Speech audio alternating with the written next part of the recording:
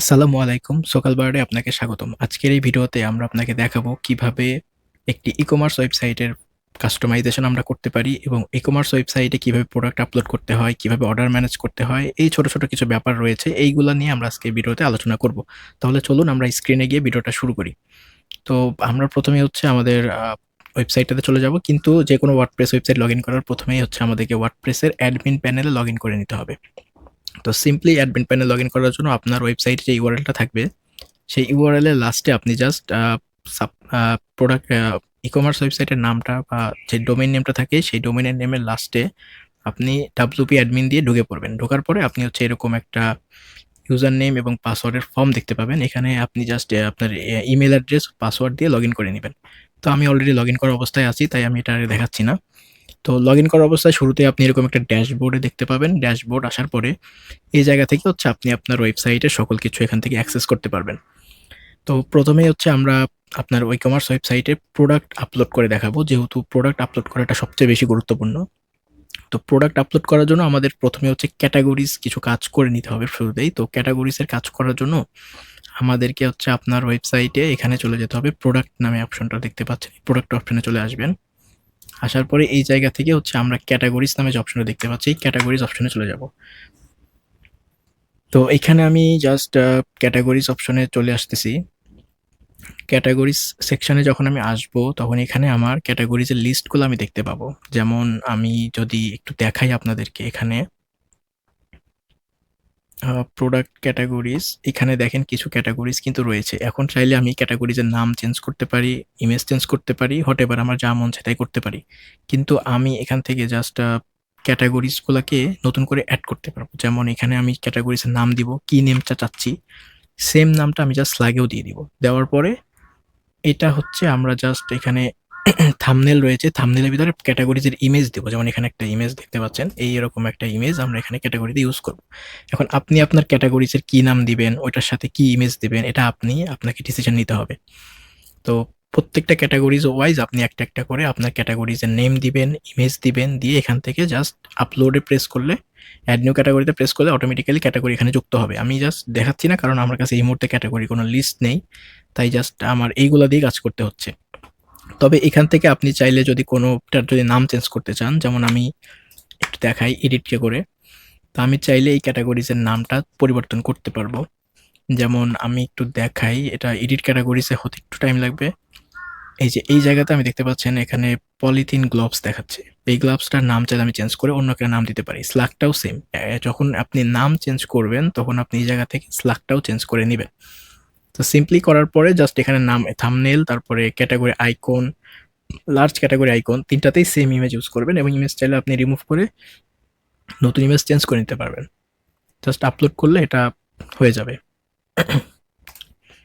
তো ক্যাটাগরিজ এর ব্যাপারটা দেখালাম। এখন আমি আপনাকে দেখাবো কিভাবে আমরা ই-কমার্স ওয়েবসাইটে প্রোডাক্ট আপলোড করব। তো প্রোডাক্ট আপলোড করা খুবই সিম্পল। আমি যদি একটু আপনাকে দেখাই এই জায়গাতে, ই-কমার্সে যখন আসবো, ই-কমার্স থেকে দেখবেন যে এখানে অর্ডার-টর্ডার সবকিছু ম্যানেজ করা যায়। এগুলাতে আমি আসতেছি একটু পরে। এখন আমি ফার্স্টেই হচ্ছে আপনার প্রোডাক্ট আপলোডে দেখাবো। অল প্রোডাক্টস এ যদি আমি আসি, তো এই জায়গা থেকে আমি দেখতে পাচ্ছেন আমি প্রোডাক্টের লিস্ট দেখতে পাবো যে কয়টা প্রোডাক্ট আপনার স্টোরে এই মুহূর্তে রয়েছে। তো এই কয়েকটা প্রোডাক্ট আপনার স্টোরে রয়েছে। এখন এইগুলার ভিতরে আমরা হচ্ছে আপনাকে প্রোডাক্ট এড করে দেখাবো। তো যেহেতু আমার কাছে আপনার প্রোডাক্টের একটা লিস্ট অলরেডি ছিল, যে ওই লিস্টটা অনুযায়ী আমরা প্রোডাক্ট এড করব। সো ফার্স্টে হচ্ছে আমি জাস্ট একটা প্রোডাক্ট আপনাকে ডুপ্লিকেট করে দেখাচ্ছি। যেহেতু আমি হচ্ছে ক্লিয়ার ভাইনাল পাউডার ফ্রি যেটা আছে, এই প্রোডাক্টটাকেই জাস্ট হচ্ছে আমি একটু আপনাকে এড করে দেখাবো, যাতে আপনাকে জাস্ট কনসেপ্টটা ক্লিয়ার করতেছি যে কিভাবে প্রোডাক্ট এড করতে হয়। পরবর্তীতে আপনি ভিডিওটা দেখে আপনি নিজে, নিজে আপনার ওয়েবসাইটে, স্টোরে আপনি প্রোডাক্টগুলো আপলোড করে, করে নিতে পারবেন নিজেই। তো ১ম এ হচ্ছে প্রোডাক্ট এড করার জন্য আপনাকে যেতে হবে এড নিউ প্রোডাক্ট। নিউ ট্যাবে নিয়ে নিতেছি এটাকে। এড নিউ প্রোডাক্টে যখন চলে আসতেছি, এখন এই জায়গাতে নতুন করে আমি প্রোডাক্ট আপলোড করতে পারবো এখানে। তো প্রোডাক্ট আপলোড করার জন্য আমার এখানে দেখেন প্রোডাক্টের নাম, প্রোডাক্টের ডেসক্রিপশন, তারপর প্রোডাক্টের কিছু ডাটা আছে। এখানে ডান পাশে কিছু অপশন রয়েছে। এগুলা নিয়ে আলোচনা করব এখন। তো ১ম এ হচ্ছে আমরা প্রোডাক্টের একটা ইমেজ লাগবে আমাদের। তো আমরা একটা ইমেজটাকে হচ্ছে জাস্ট আ এই ইমেজটাকে আমি ডাউনলোড করে নিতে চাচ্ছি।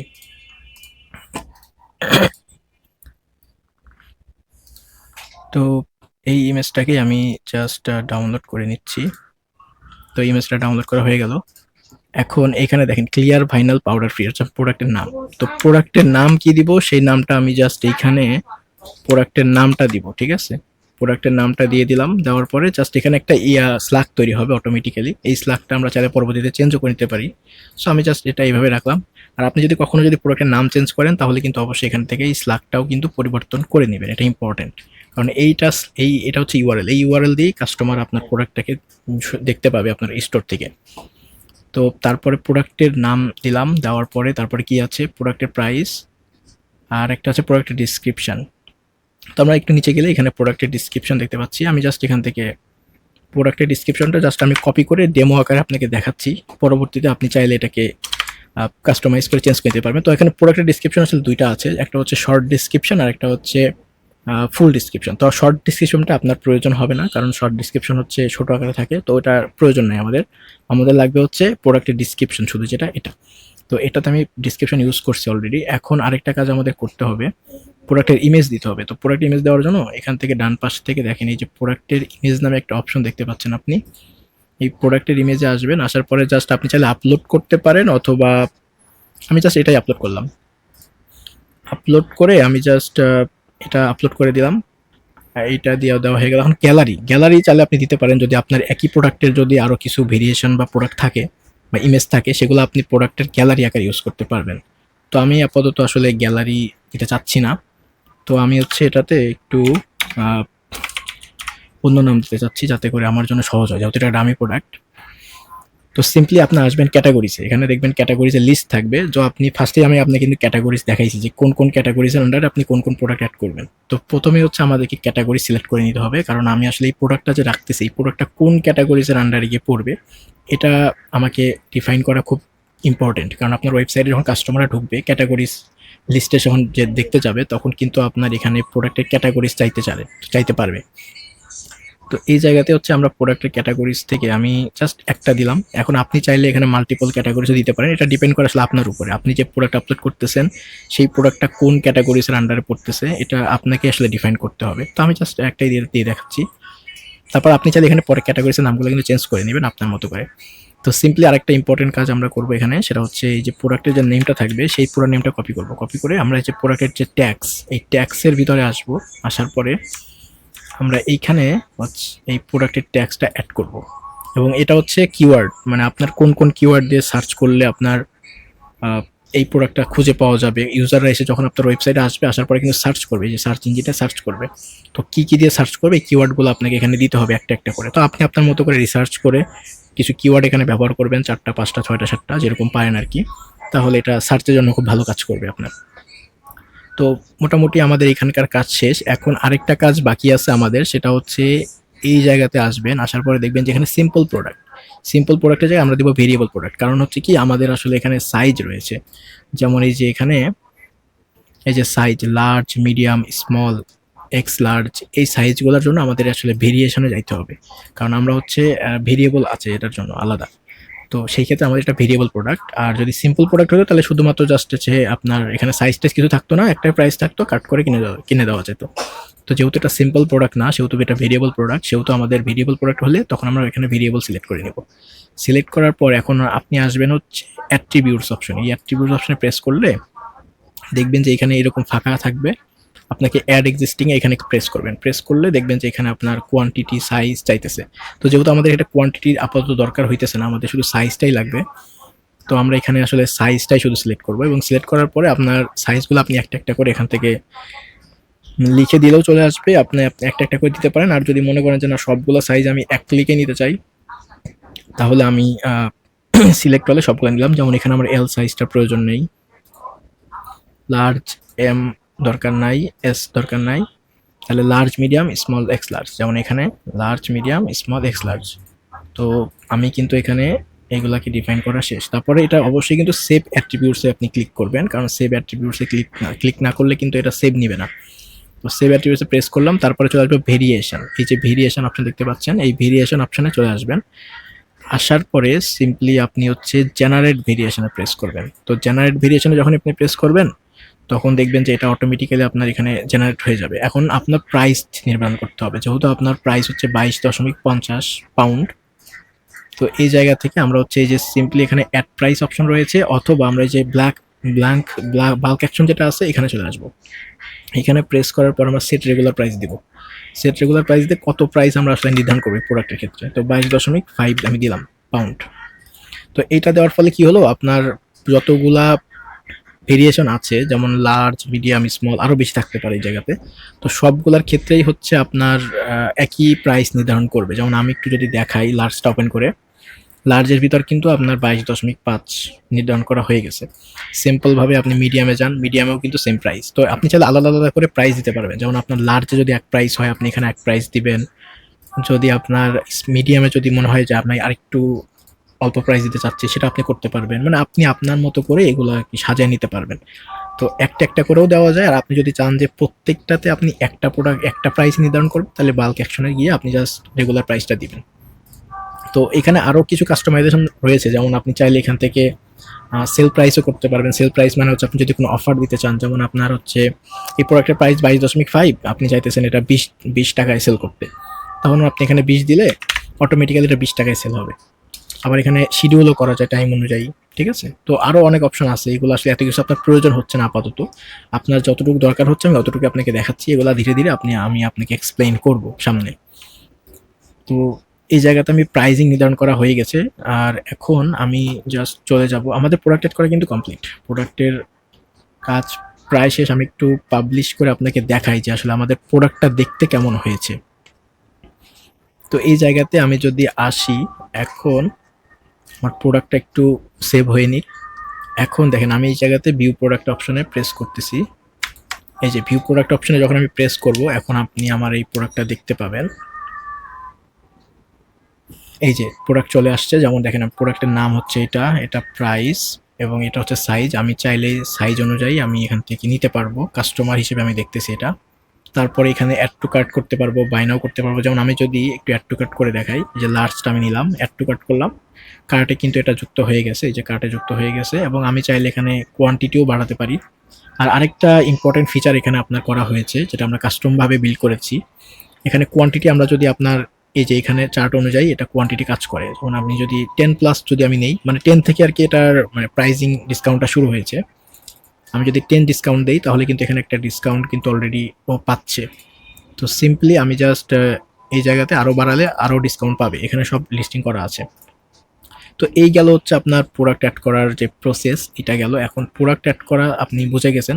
এই ভিডিওটা আপনি কন্টিনিউ করলে বা দেখে নিলে আপনার জন্য সহজ হয়ে যাবে প্রোডাক্টের ব্যাপারগুলো দেখার জন্য। আমি দেখাই দিলাম কিভাবে আপনি আসলে প্রোডাক্ট একটা অ্যাড করতে পারবেন।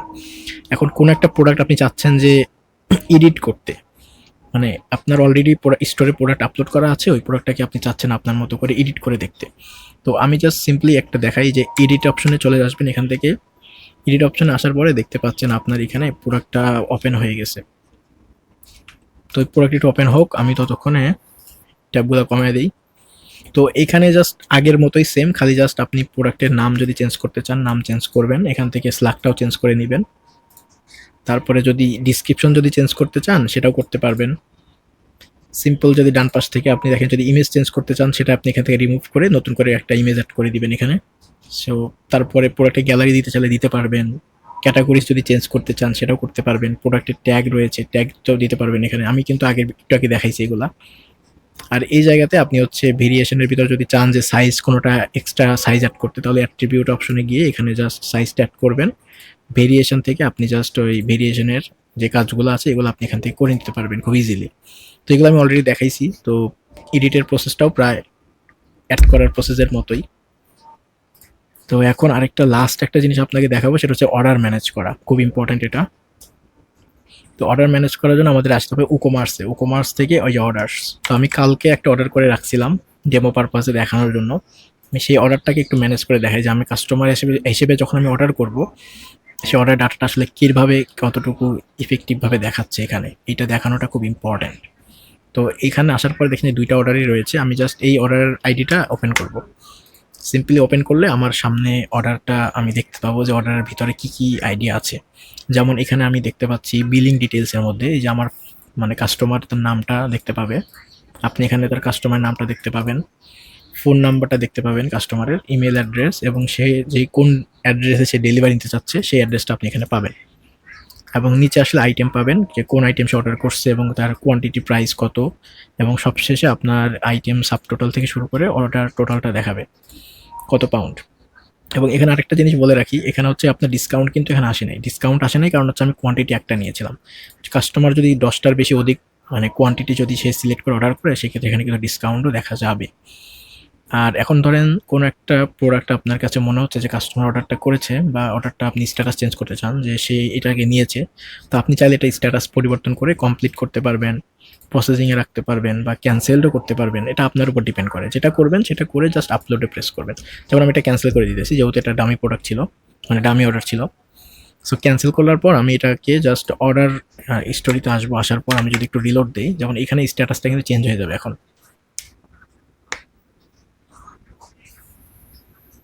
দেখতে পাচ্ছেন স্ট্যাটাস কিন্তু চেঞ্জ হয়ে গেছে, ক্যান্সেলড। এখন আমি যদি চাই এটাকে আরও এডিট করতে পারি, এডিট করে আমি এটার স্ট্যাটাস আবারও পরিবর্তন করে আমি আপনার মতো করে আমার মতো করে নিতে পারতেছি। তো এই ছিল মোটামুটি প্রসেস আপনার ই-কমার্স স্টোরে আসলে ম্যানেজ করাটা। আমি আসলে আপনাকে একটু শর্ট টাইমে দেখানোর চেষ্টা করলাম যে কিভাবে আপনি আপনার ই-কমার্স স্টোরে ক্যাটাগরিজগুলাকে কাস্টমাইজ করতে পারবেন, চেঞ্জ করতে পারবেন, কিভাবে প্রোডাক্ট আপলোড করতে পারবেন এবং অর্ডার কিভাবে ম্যানেজ করতে পারবেন।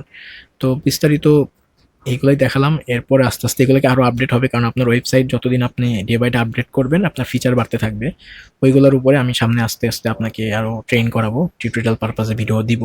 তখন এইগুলার সাথে আপনি আস্তে, আস্তে অভ্যস্ত হয়ে যাবেন। তবে আপনার বিজনেস করার জন্য যতটুকু প্রয়োজন আছে, তো এতটুকুই আসলে আপনার প্রয়োজন এই মুহূর্তে। কারণ এর বাইরে কোনো কিছু আপনার এই মুহূর্তে লাগতেছে না। কারণ হচ্ছে আপনি যেহেতু শুরুটা করতে যাচ্ছেন, মোটামুটি অনেক ফিচার এর মধ্যে আছে। আপনার এগুলো দেখতে পারলে আপনি খুব ইজিলি আসলে এগুলো ম্যানেজ করতে পারবেন। তো ভিডিওটা এতটুকুই থাকবে। ভালো থাকবেন। আসসালামু আলাইকুম।